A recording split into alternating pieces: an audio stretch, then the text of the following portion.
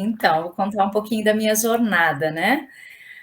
Bom, eu comecei na educação física aos 46 anos, e eu já entrei com esse objetivo, de trabalhar na área da saúde. Foi muito engraçado, porque quando eu fui conhecer o curso, eu conversei com o coordenador do curso, e eu falei: "Professor, mas eu não quero trabalhar em academia e eu não quero trabalhar em escola. Eu queria trabalhar, assim, com aquelas pessoas especiais", ainda brinquei, com os quebradinhos, né. E e aí ele me disse: "Margit, mas é justamente isso que a educação física precisa, né, de pessoas que queiram trabalhar na área da saúde". E eu falei: "Olha, eu tenho muita vontade de fazer a diferença, né, na vida das pessoas através do exercício físico, porque eu sei o quanto ele é poderoso, tanto na prevenção quanto no tratamento, né, das doenças crônicas". Mas até então, né, não sabia para qual área eu iria.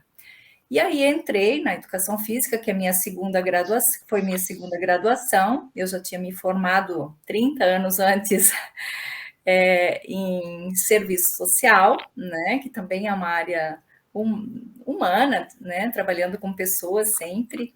E, e eu já fui logo assim estudando sobre grupos especiais, os benefícios dos exercícios para essas populações, para esses grupos.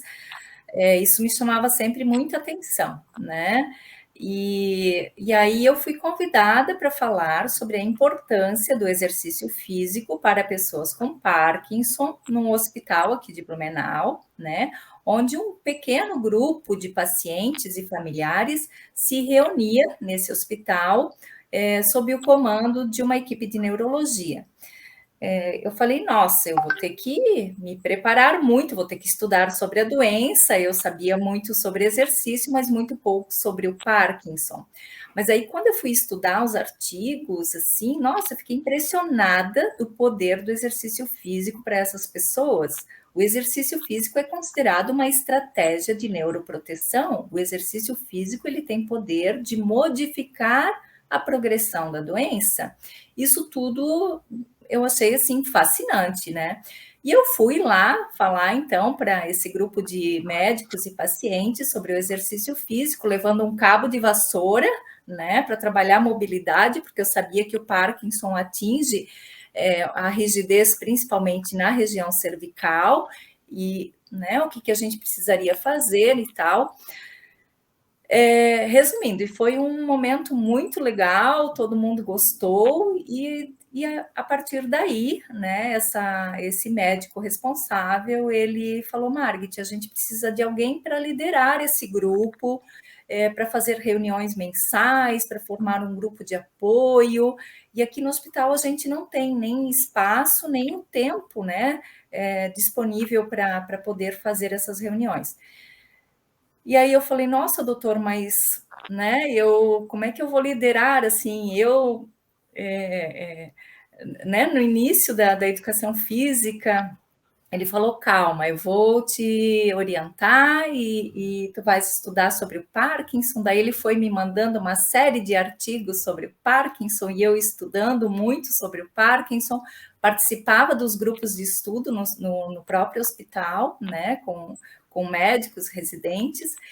E quanto mais eu estudava sobre a doença de Parkinson, mais eu identificava na minha própria mãe os sinais, os sintomas, porque existem alguns sinais e sintomas prodrômicos que acontecem assim muito antes dos próprios sintomas motores, né? E é importante identificar, conhecer esses sintomas, porque quanto antes o diagnóstico, né, melhor o prognóstico depois.